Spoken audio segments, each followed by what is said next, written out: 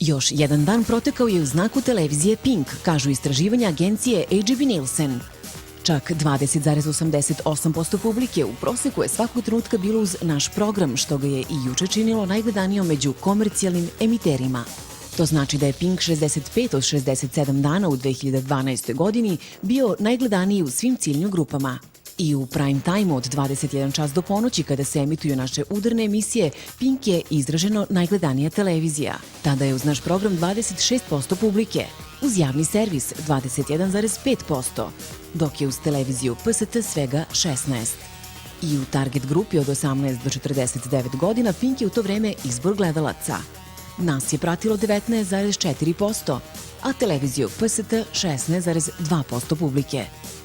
Najgledanije emisije u sredu su bile Bračni sudija sa 1.557.000 gledalaca, odnosno svakim trećim gledaocem u Srbiji koji je tog trenutka bio uz televizijske ekrane. U poređenju sa Piramidom, Pinkova emisija je u isto vreme skoro 4 puta gledanija.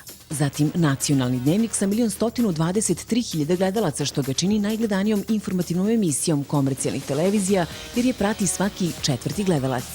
Sledi 48 sati svadba sa 1.473.000 gledalaca ili 21% publike, dok je u isto vreme Paklenu kuhinju gledalo 18% gledalaca.